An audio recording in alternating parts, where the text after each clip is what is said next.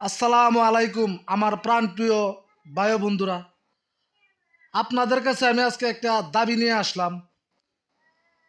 হান্নান মাসুদকে যদি আপনারা নির্বাচন করার জন্য অনুদান দিতে পারেন, তারেককে যদি টাকা পয়সা দিয়ে সহযোগিতা করতে পারেন, ব্যারিস্টার ফুয়াদকে যদি বিদেশ থেকে অনুদান দিতে পারেন, এমনকি তাসনিম জারাকে যদি বিদেশ থেকে টাকা পয়সা দিয়ে আপনারা নির্বাচন করাইতে পারেন, তাহলে আমাকে কেন দিবেন না? আমি তো যেই লোকগুলির নাম বললাম সবার থেকে দুর্বল মানুষ অর্থনৈতিকভাবে। ওনারা যদি আপনাদের কাছ থেকে টাকা পয়সা পাইতে পারে বা নিতে পারে, আমিও তো নিতে পারি। আমিও তো এই দেশের একজন নাগরিক, আমারও তো অধিকার আছে আপনাদের কাছ থেকে কিছু সাহায্য সহযোগিতা পাওয়ার।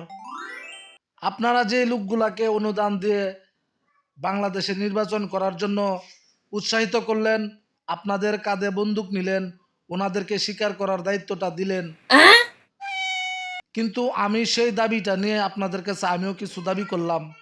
আমার তো দাবি আছে। এখন তো বাংলাদেশে কোনো বৈষম্য নাই, কারণ আমারে যদি আপনারা টাকা পয়সা না দেন তাহলে মনে করব আসলে বৈষম্যটা মনে হয় এখনো রয়ে গেল।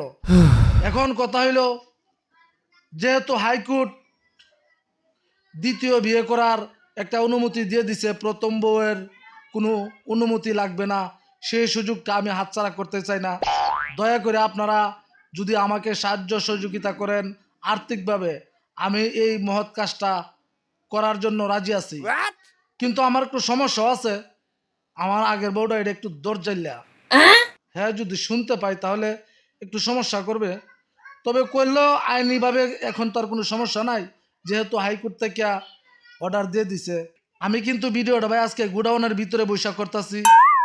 যদি আমার বড় বউ ভিডিওটা দেখতে পাই, হয়তো সে কিছু ঝামেলা করবে, করলে করুক, তাতে তো কোনো সমস্যা নাই। আমি তো আবার ওই যেই বিয়েটা করব এটা ছেড়ে দিব, কারণ আপনাদের টাকায় আমি বিয়ে করব, ছেড়ে দিতে তো কোনো আমার সমস্যা নাই। পরে টাকা দিয়ে যা ইচ্ছা তা করা যায়।